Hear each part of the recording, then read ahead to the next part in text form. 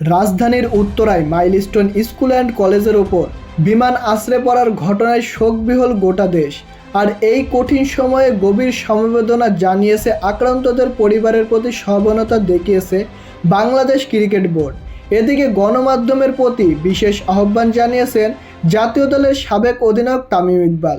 তার অনুরোধ, স্পর্শকাতর ছবি যেন খোলামেলাভাবে সম্প্রচার না করা হয়।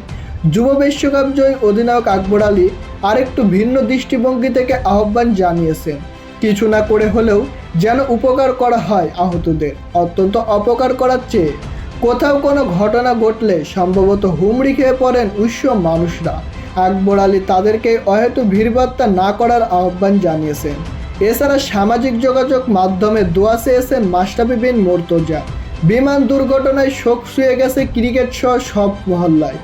আকবর আলী ঘটনায় আহতদের সুস্থতা আর প্রাণ হারানোর মানুষদের জন্য জান্নাত কামনা করে ফেসবুকে পোস্ট দিয়ে লিখেছেন, আল্লাহ সহজ করুন, বাংলাদেশকে হেফাজত করুন।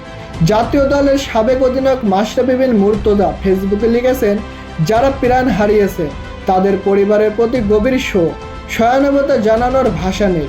আহত সকলের দ্রুত সুস্থতা কামনা করছি। এই কঠিন সময়ে আসুন আমরা সবাই একসঙ্গে প্রার্থনায় সামিল হই। হে আল্লাহ, সকলকে হেফাজতে রাখুন এবং এ ধরনের দুর্ঘটনা থেকে আমাদের রক্ষা করুন, আমিন। সোমবার দুপুরে স্কুলের কোমলমতি শিক্ষার্থীরা যখন স্কুল ছুটির অপেক্ষা করছিলেন, তখনই মাইলস্টোন স্কুল অ্যান্ড কলেজের ওপর আছড়ে পড়ে একটি প্রশিক্ষণ বিমান। এরপর থেকে উৎকষ্টে সময় কাটছে বাংলাদেশ সব শ্রেণী পেশার মানুষের। ধর্মবর্ণ নির্বিশেষে সবাই সৃষ্টিকর্তার সদয় দৃষ্টি কামনায় প্রার্থনারত।